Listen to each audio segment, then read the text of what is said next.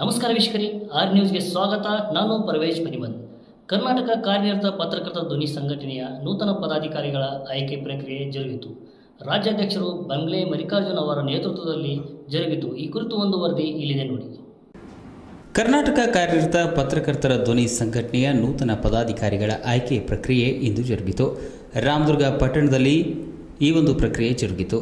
ಕರ್ನಾಟಕ ಕಾರ್ಯನಿರತ ಪತ್ರಕರ್ತರ ಧ್ವನಿ ಸಂಘಟನೆಯ ಜಿಲ್ಲಾ ರಾಜ್ಯಾಧ್ಯಕ್ಷರಾದ ಬಂಗ್ಲೆ ಮಲ್ಲಿಕಾರ್ಜುನ್ ಅವರ ನೇತೃತ್ವದಲ್ಲಿ ಈ ಪ್ರಕ್ರಿಯೆ ಜರುಗಿತು.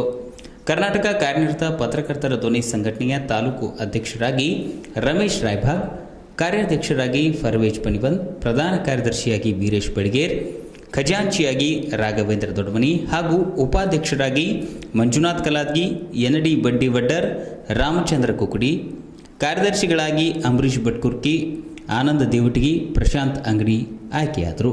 ಇನ್ನು ಜಿಲ್ಲಾ ಉಪಾಧ್ಯಕ್ಷ ಸ್ಥಾನಕ್ಕೆ ವೀರೇಶ್ ಕಲ್ಯಾಣಿ ಅವರು ಆಯ್ಕೆಯಾದರು. ಈ ಎಲ್ಲ ಆಯ್ಕೆ ಪ್ರಕ್ರಿಯೆಯನ್ನು ನಡೆಸಿದಂತಹ ಬಂಗ್ಲೆ ಮಲ್ಲಿಕಾರ್ಜುನ್ ಅವರು ಅಧಿಕೃತವಾಗಿ ಸಂಘದ ಪದಾಧಿಕಾರಿಗಳು ಅವರ ಹುದ್ದೆಯನ್ನು ಘೋಷಣೆಯನ್ನು ಮಾಡಿದರು. ನೂತನವಾಗಿ ಅಧ್ಯಕ್ಷರಾದಂಥ ರಮೇಶ್ ರಾಯಭಾಗ್ ಅವರಿಗೆ ಎಲ್ಲ ಸದಸ್ಯರು ಅಭಿನಂದನೆಯನ್ನು ಸಲ್ಲಿಸಿದರು.